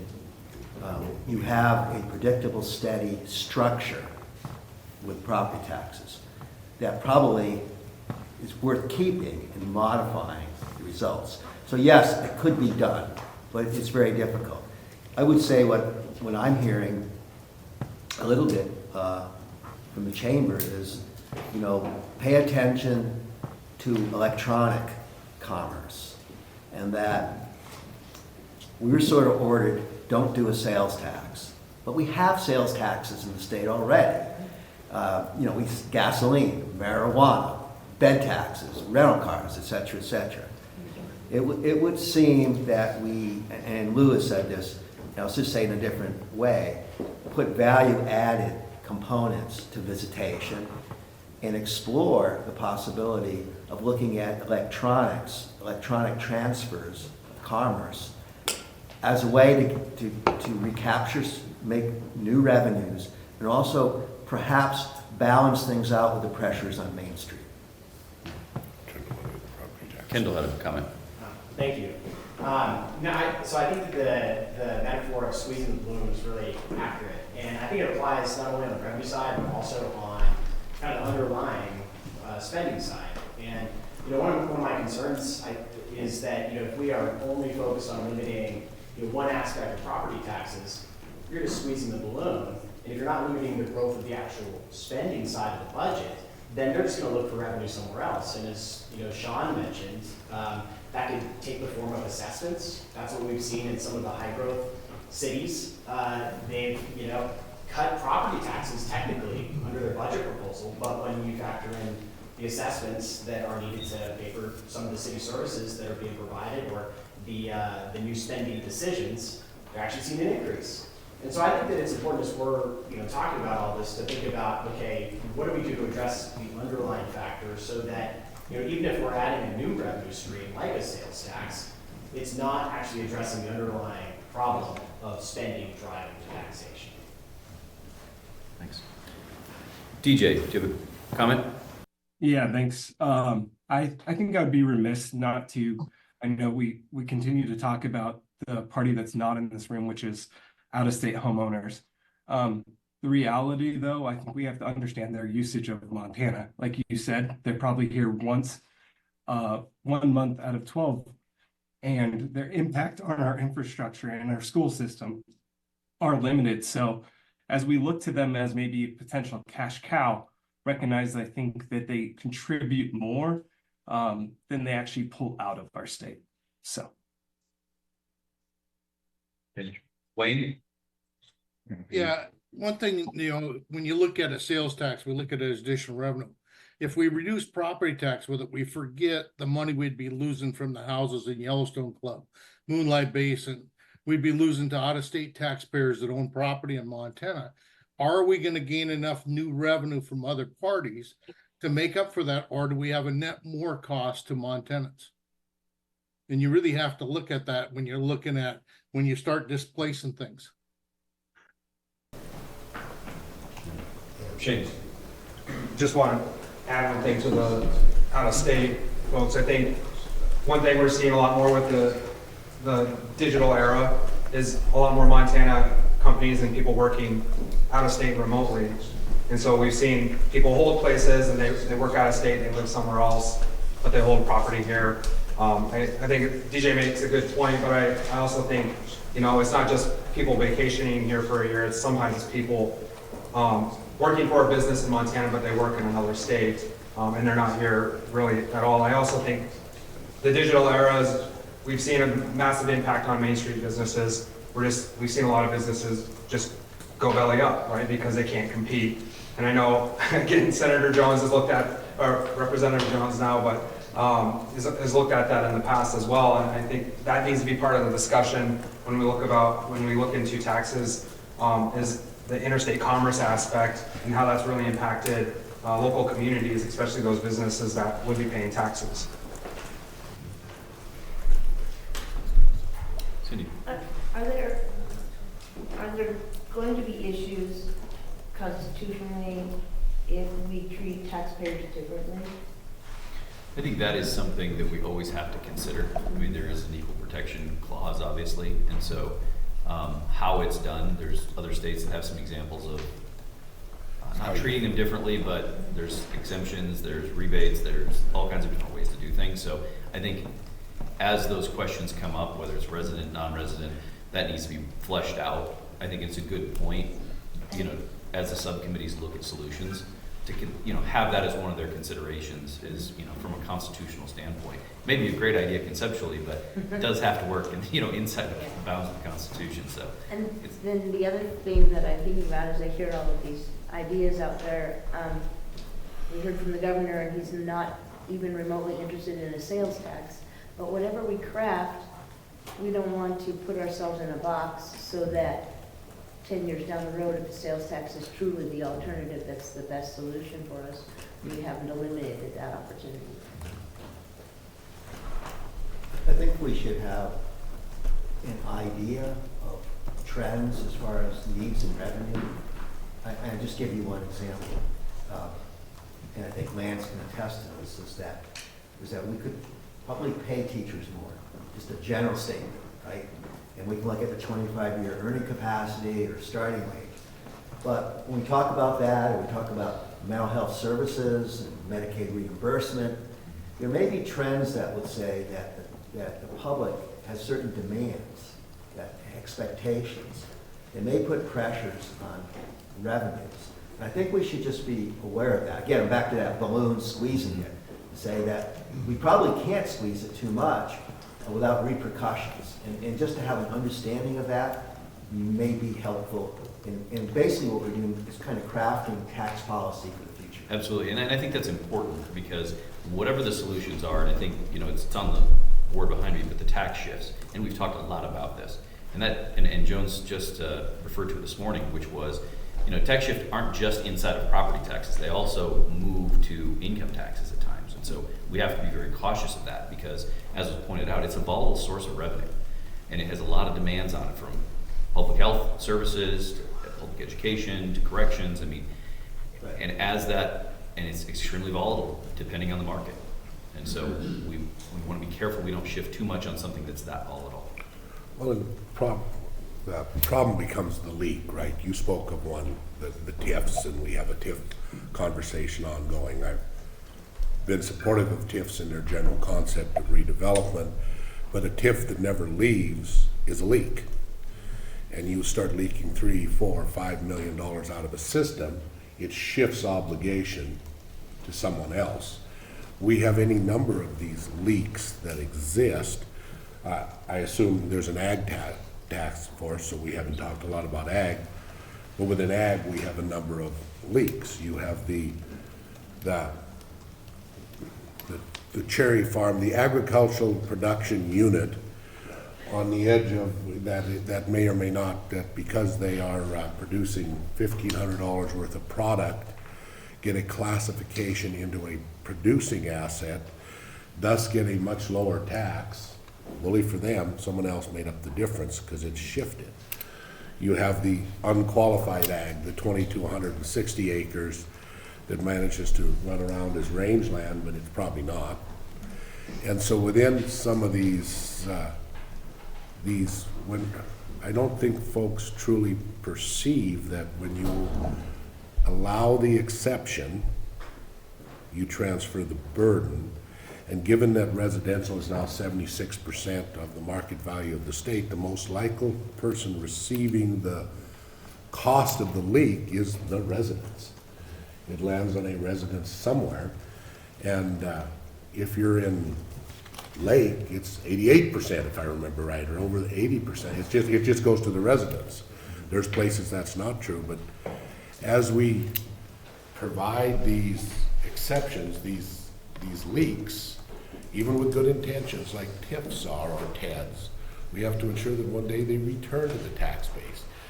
And while it's great to provide a bunch of ag exemptions, we got to make sure that one day they don't completely avoid paying taxes. So, because someone else does, or the income tax does, it shifts to somewhere else. would just say that we do have the Ag Classification Task Force running. Director Beatty is part of that, and so I hope at some point in our discussion, we'll have them report to us just kind of their progress, what they're seeing. I would caution us to get too deep into that because that is another very complicated topic, and they've taken that on, and we appreciate that. It's probably not something we want to tackle, but you're absolutely right, Representative, that it is a challenge, but hopefully they can come up with, they'll solve it. I'm confident. Don't worry, there won't be angry people. My phone's gonna blow up again. Again. One thing, and I think it's up here in many different fashions, but just things I've heard, one of them in particular, and I'm sure you've all heard this, but it's that fixed income. You know, again, I'm not offering a solution, but I'm saying that there are folks that struggle based on the fact that, you know, they planned out their retirement on what they thought was to be fairly static system, and it changed on them. And so they're in a spot. They don't know how to deal with this fluctuating or highly variable, more variable, I should say. But I think we need to put it on the list as something to consider. Is the problem there the tool doesn't exist? Because PTAP exists up to $350,000 now, so does the renter credit. Or is it the visibility of the tool? I often think that the vast majority of folks don't realize that there's a tool there, that it would be utilized at a higher level if they saw it more clearly. It is definitely a problem for those folks. And the solution might be that they don't know about it. That's know entirely about possible, but I think it's something we have to put on our radar of, if that's the case, then we need to be. Why don't they know about it? How do we help them Or can find you out? automate the relief? Is there some way to automate that relief? They can report the income side. But if more people use that, wouldn't it increase the burden for other It people? does. It's It a does. shift. It's a shift. It's Exactly. always a shift. Everything's And most of the things we've been talking about, that's a lot of what it is, right? But that's a shift from people who can't pay to those who can. I mean, in that particular instance, you really, that's not necessarily a bad thing. I mean, there's a distinction between your ability to pay when you're hanging on to your home that you got for 150 grand that now says it's worth 500 in Helena, Montana, and that's a real life example of about 10 years of growth, versus somebody that came in and said, yeah, I sold my 1,400 square foot place in Valencia, California for 800 grand, so I'll buy 2 of those. It's very different philosophically, I think, between PTAP and the elderly homeowners and renters. Because you have to embrace the idea with PTAP that others in the entity, kind of like a TIF, will help take care of those people. And it may have a very negligible effect, the way it is right now, where, it might add $50 to your, neighbors. But it is not a state issue per se. It's a very little, small fiscal note. The other one is, again, philosophically saying, what should the state's involvement be in mitigating property tax for some, recognizing that questionable choices are made on levies, permissive or not, and maybe they cause their own problem, but they face a problem where they may lose their home or have to make some very difficult decisions about how to spend their limited dollars. So, I've said this before, it's just, I'm guessing that it's not utilized enough, and I'm not sure it reaches, to an emerging sector of society that's having affordability issues. And I think we just need to understand that. And I think it's a good point. One of the reasons why we put, as a subcommittee, a tax fairness and equity, because no matter what we do here, it is who pays. It is the question of where does it shift and, what's appropriate. And Lance makes a good point on, $150,000 home. And so I think it fits in that area. So, and maybe it's an education piece. Maybe that's all it really is. Maybe that is a solution. I don't know. But it certainly is a problem that we hear about. So. Well, and the PTAP program is a good solution. But yeah, if there are not people who don't know about it, maybe there's a solution that the department can identify potential participants that could benefit and just send out something to them. Hey, go down and check with your local aging council. There's a program down there that might help you. So it might be a little bit more proactive that we could do. Dwayne. Yeah, one of the problems you got is, let's look at when you gave the $675 and the 1,250 relief didn't come off the tax bill. They got that money when they got the tax bill. They completely forgot about the relief you gave them. Okay, same with the elderly homeowner. They get that credit on their tax return. They completely forget that when they get the bill in November. Somehow we have to give those credits against that bill so they can see what relief they've received. In other words, I go to pay my tax and my $1,100 bill's $675 less. Then I'd appreciate what the legislature's done for me. And otherwise, they're not going to understand. People forget, they got short-term memories in regard to that type of stuff. So is the problem transparency then? Is that, or just pure memory? It's mindset. It's the mindset of the people type thing. And that's where I'm wondering, the solution I've looked at is let's use the TAP account, where you pay through the portal for all my property taxes, and those credits go in there and sit against my tax bill. Okay, and that way I could see them. So if we give relief, that's there in that TAP account and I can see how much came off my bill. Just everybody remember those items that Dwayne is talking about are actually the general fund. Those are income taxes that are backfilling those reductions, for lack of a better word, in property taxes. The rebates that we gave and we continue to give, they're not a property tax rebate. They're actually a payment to property taxpayers from the general fund, which is made largely of income taxes. And the same with the elderly credit, right? So there again, sometimes it all looks like it's the same bucket, but it's different buckets of money. And those that Dwayne is talking about are actually property tax reductions paid for by income taxpayers. Yeah, I ran the delta on the 95 mills to make that clear, the 100 million increase relative to what was given back in the 675 rebate, and it zeroed it out twice, 2 or 3 different times. So I mean, it said it was income tax dollars backfilling property tax dollars, but that sometimes gets lost in the conversation. Yeah. Even just a personal story in that regard, my mother-in-law received a $375 check from the state of Montana, and she has no idea why. And yeah, I mean, it was just a check with a number, a reference number on it somewhere.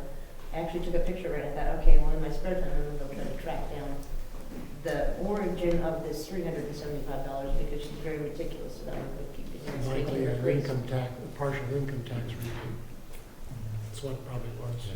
But she just received it in end of January. So the timing of it's really weird, and it makes me go, I don't get free money.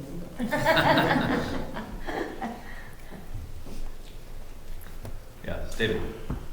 There's sort of an underlying problem here that I think that we're dealing with, and that it's related to the demographic change here in the state of Montana. And specifically short term, it's the influx of people coming in that have come into the state because it's a great place to live, but they've also come into the state with a boatload of money that they have disrupted our real estate market. And the consequence is largely being borne by long-term Montana residents who effectively, when they got their tax bill, they had appreciated that this was unrealized capital gains, essentially, that they're dealing with. And I think our solutions, I mean, Montanans are not economic units. One could argue, if you're a pure economist, to say, if you can't afford, if you don't like it, go sell your house and go live somewhere else, sort of thing. But a lot of people live here without any intention of selling their home because they want to live in Montana until they're taken out of their house by their feet. I mean, I'm one of those people that's like that. So Montanans are economic units. We need solutions that look towards not penalizing long-term Montana residents and allowing for us to have people have a stable lifestyle here that have been residents for a long time. That's a broad philosophic thing, but I think as we talk about tax shifts and that sort of thing, I think that's really one of the core problems we're dealing with. segue to a sort of an opportunity, which I know we're not supposed to talk about, but let's just say after hearing a lot of talk about transparency and the challenges faced by local government and the need for some sort of addressing the growth of local government, one glaring thing, it seems to me, is that we don't have transparency in that arena. And I think 1510 420 contributes to that in a large way. So we may have an opportunity, if we rethink that, to outside of any sort of control of taxation, we may have an opportunity to provide more transparency to the challenges faced by local government if we revamp the statutes that putatively deal with controlling the growth to half the rate of inflation, which no one really believes. But instead, we have a statute that reveals the challenges, so that it's easier to understand what the challenges are, so that we can squarely face how local government's going to be funded, whether it's through assessments, property taxes, user fees, I would say sales tax, or something like that. Down the road.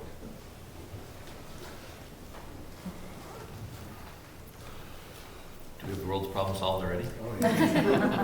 I hope Ryan was taking notes on that one. I think I forgot. Do you want to do a quick review? I know I have apologies, tremendous chicken scratch here. It's not very big too. Just want me to do a quick rundown, make sure that we have all the ideas. And again, all this will be public. We'll get this typed up. I'm thinking about structuring this by subcommittee. And as Director Osmondson said, you'll see here, there's a lot of these topics that go into setting, if not all three subcommittees. So, but on schools, basically some common understanding of what House Bill 587 does, and more importantly, will be doing. The Nexus Review, 1510 420, it's schools, it's local government, it's taxes, it's probably going to be a little bit of everybody to understand that. We've heard a little bit on the state financing side, the 95 mils versus the income tax shift. That's a little bit on the state side of the balloon. Mr. Melton talked a little bit and calling it the constitutional buoys, just understanding kind of what we actually can and can't do per the Constitution as it's currently understood. And then basically another notion of transparency in school. Basically, to the extent that there is increases, where's that money going? Also, similarly across all categories, there was what are the caps? Should there be caps? New caps? By locality, specifically in many cases. That's going to be true up, but particularly in schools as well. Local government, we heard the nexus, basically that's supply and demand. How much can and should we tax based on how much service should and is delivered. Also incorporating population increases, a whole notion of levies that again is going to specifically be more on the school and local government side. We don't levy on the state side necessarily the same way. Could be non-levy versus levy revenues, voted versus non-voted, potential sunsets. Basically, voter education that not only hits on the local government side, but also on that levy issue for the school districts. Again, House Bill 587, TIFs will be specific to local government. They could cross over. Potential sunsets there again. Same notion of transparency, where is the increased money going? Special districts, special improvement districts, potentially the assessments, or the difference between assessments and taxes and fees. Should there be limits? Should there be caps? Renter impacts, as Senator Morrishow brought up, is really going to hit basically everyone as well. Probably squarely more in the local government sector at this point. Also just taxpayer protections, whether it's equalization between in-state, out-of-state, that's going to filter through demographic changes, as Representative Beebe brought up at the end. Going more into the taxes side, the whole notion of fairness, who pays what, who gets what, kind of the who pays versus who votes, that taxpayers versus voters. What are the current utilization of the state assistance programs? What are they? We talked about PTAP, we talked about some of the renter credits, those types of things. What's the utilization? What does that potentially cost? A lot of discussion on the changing taxpayer mix, which I think will not only be the people that are paying, but the entities between classes, the commercial versus residential, the online versus bricks and mortar.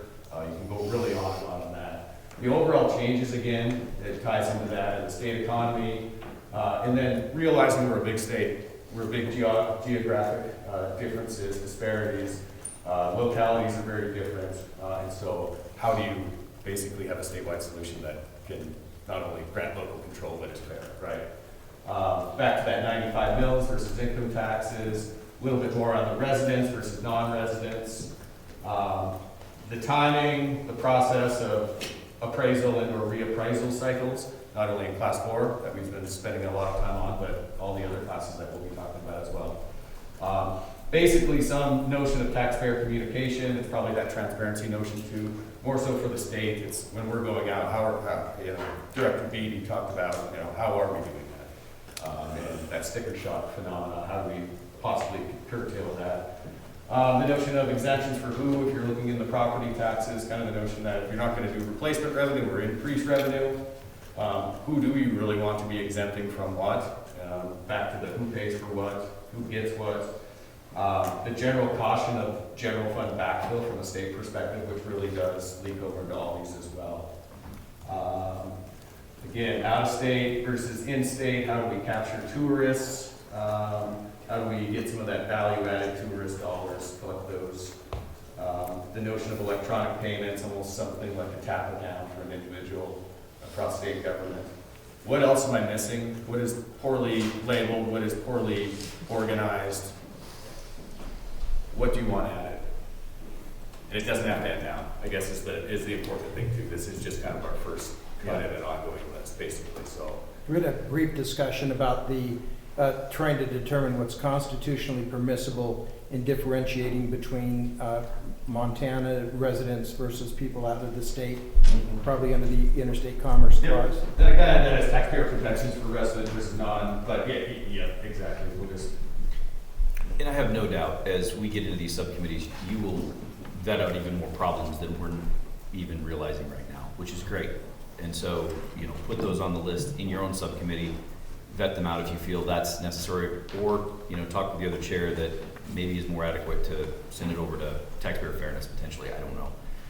But certainly don't think this is the only list you can work off of. Although, I think this would keep us busy for months, so. One other just technical low-hanging fruit, you heard me talk about it yesterday.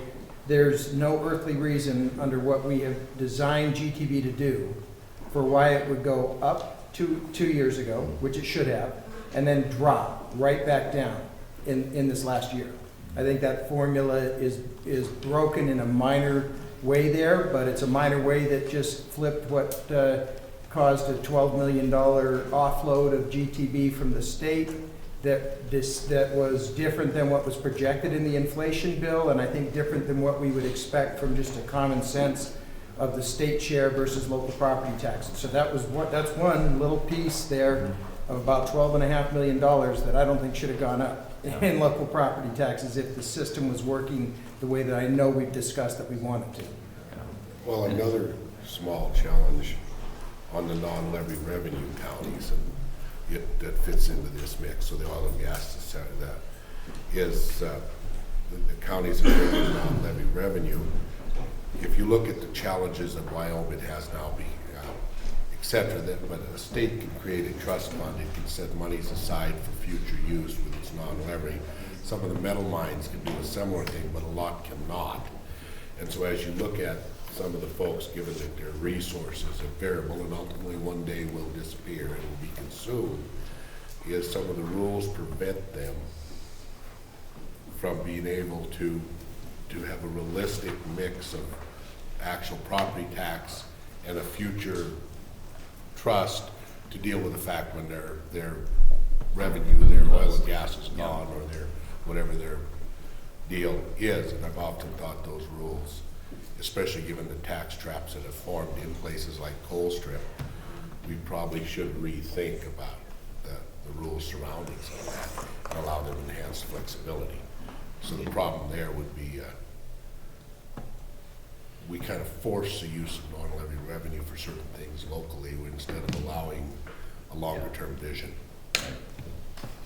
So you're saying it's not one size doesn't fit all? One size doesn't fit all the time, that's right. And since Representative Beatty has the GTV formula memorized, We'll put that in the That- schools. that's a nasty little I know it is. formula. But we appreciate you taking a look at it. Yeah, that's why I'm glad Mr. Melton is on.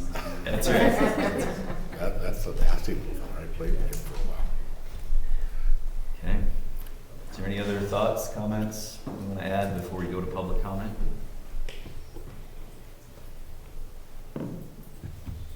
Okay. We will open it up to some public comment.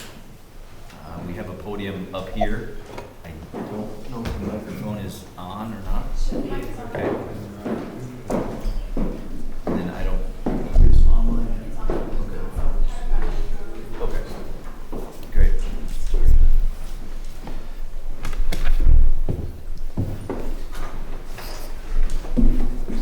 Good morning, Bob Story, Mountain Taxpayers Association.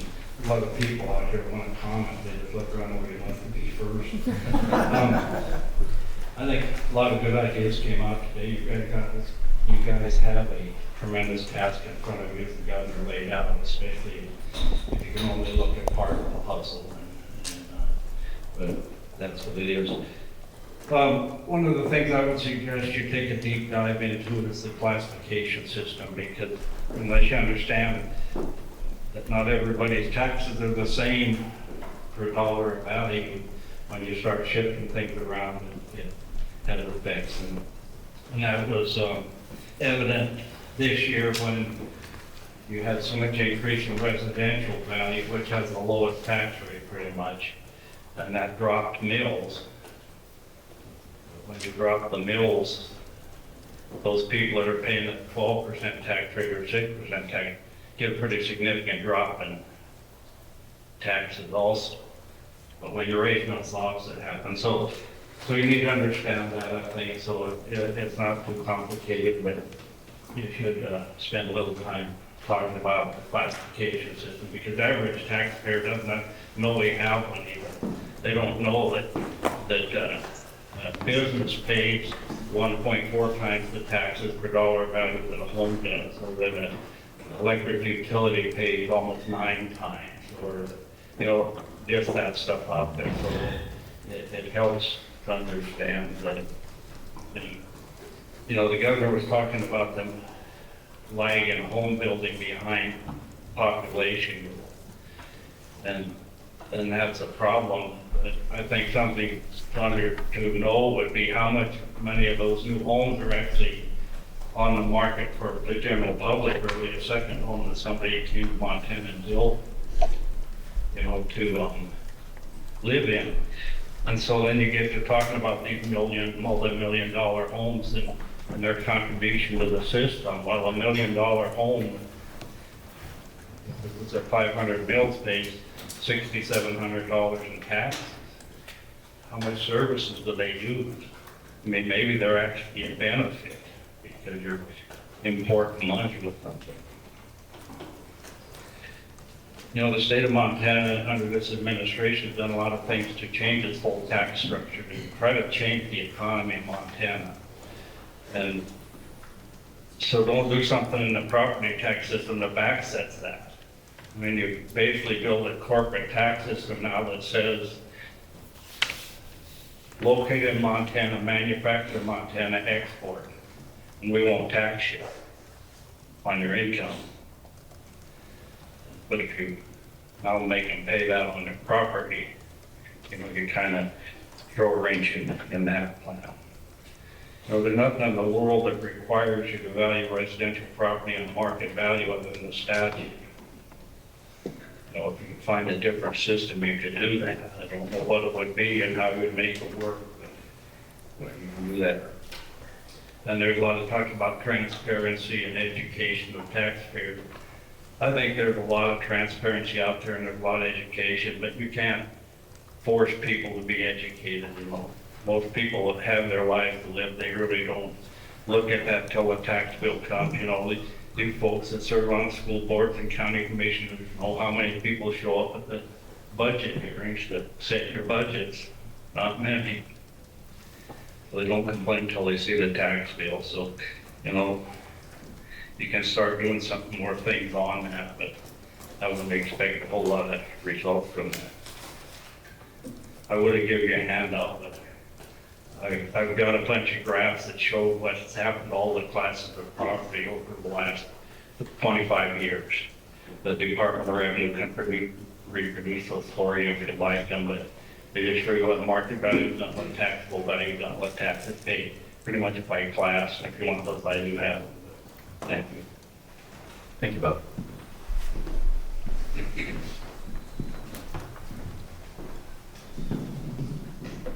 Good morning. Thanks for having us here. Lovely setting to have this conversation. My name is Jennifer Hensley, H-E-N-S and Sam, L-E-Y. I'm here on behalf of one of my clients, the County of Missoula, and we're listening to this conversation very closely because we represent a fairly large county. It's classified as an urban county, right, because our city core is very populated, and we have quite a few very rural, very low-income areas within this county, right? I'm thinking Sealy Lake area, where year-round residents often feel these pinches more than others. So we're going to be watching these conversations very closely. We have a bunch of information to provide you, completely transparent about where our money comes from and where it goes. And I would caution you against an ongoing narrative that I've heard over the last couple of years that is slightly, in my opinion, not accurate, and that is that property taxes will be assisted if expenditures are raised in by counties. And the fact is, and I'm happy to pass out these pie charts, but the fact is that expenditures don't increase at the same rate as taxes, nor do they increase at the same rate as people, because expenditures for a county are driven by things outside of their control. They're the pass-through entity for the state of Montana and the federal government. They're your administrative arm. And so things like local community health centers that are receiving funds from the feds that pass through the state of Montana go through the county budget. And so if that increases or decreases, that'll affect the expenditures, but not necessarily the property tax side, right? Where the property taxes and the services that they provide are really pinched, and this is what I think many of you have already alluded to here today, so I was super thankful for that, is the fact that the services that are being stressed, 911, dispatch, sheriff's office, public safety, getting those toilets flushed, those are the ones that are stressed by these increase in tourists, and that's what property tax pays for. You know, as the person on the street, even in this really educated community where, you know, it's all about state government here in Helena, average Joe's not gonna be able to tell you everything income tax pays for versus property tax, right? Tourists don't stress the income tax services, right? That's education, corrections, and Medicaid. They're stressing these local government services, and local governments need to be able to pull those levers. So let's give them a few more options. I am super thrilled to hear that it's not off the table that we're talking about assessing tourists. So let's apply an assessment on tourist-related items, right? Resort towns have this all figured out, and then put that directly into property tax relief. I'm not talking about new income here for the counties or the cities. We're talking about a direct offset of property taxes by this tourist assessment.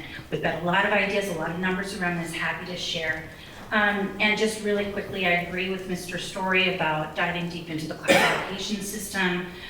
There is a way to make the system more equitable without hurting our Montana small businesses. I'd encourage you to look at those centrally assessed properties. Regarding other task force, we think great work can come out of them. In fact, the vast slate of legislation that the Housing Task Force brought forward this last session, the county of Missoula had already implemented a lot of these policies. We'd already adopted a growth policy that incorporated a lot of these things into practice, and so we get to see how that works in practice. I think good things can come out of this task force if we work together and leave pre-assumptions at the door. Thanks so much.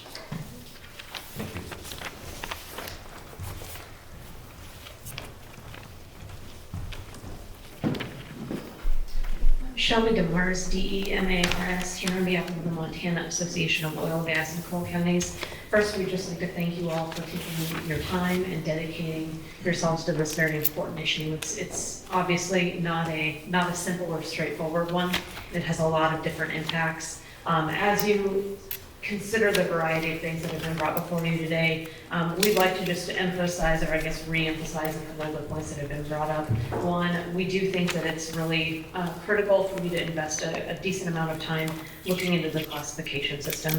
That varies very radically by industry on specifically property taxes. And so we think that's something that would be very well worth your time. We also think it would be very good for this group to consider moving forward the very, very vast differences that we have on different sides of our state. The majority of our population is in the central to western part of our state, but that doesn't mean that the eastern part of our state isn't also dealing with struggles to fund infrastructure and what those base needs and services are in every single county across the state. So yes, they vary proportionally, and you're going to see that moving forward, but to the extent that we can help provide and facilitate data in terms of what you see on an individual local basis between, what you've got in Richland County and how that might compare to what you see in Missoula County, we're here as a resource to help as we can. We also realize that a lot of those numbers are difficult and hard to come by because every single county accounts for things just a little bit differently. So if we can, be an asset to you guys moving forward, that's what we're here to do, and we appreciate everything that you're doing. So thank you.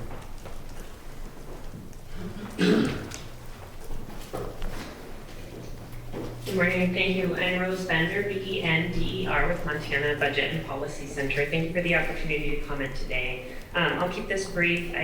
Our legislative solutions last session left out over 130,000 Montanans who are renters.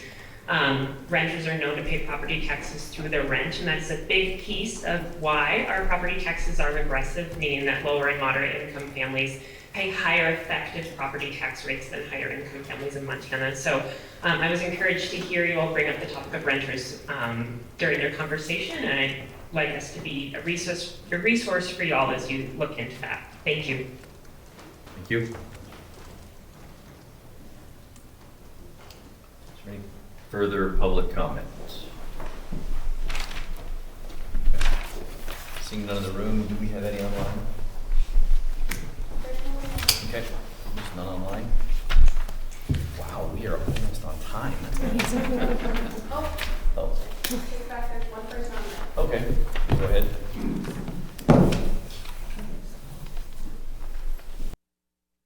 Hello, this is Russ Nelson, the mayor of Belgrade. Just wanted to add, can you hear me okay? Yes, I think we got you. Very good. I just wanted to add, in the city of Belgrade, the amount of property tax that came to our city of this new thing that your group is studying was $18.61 per 100. You take that times 5 for a $500,000 house. That's under $100 that came to the city of Belgrade. I can tell you that some of the other increases that people forget about in their property taxes were all the things that they voted on. And we have several of those in Gallatin County. So I just wanted to add that I think we need to look at how it affected per 100 in each city. I know it was higher in Missoula, but we can't forget those things that people have voted on, and we've got several in Gallatin County. So thank you for hearing me. Thank you. Thanks.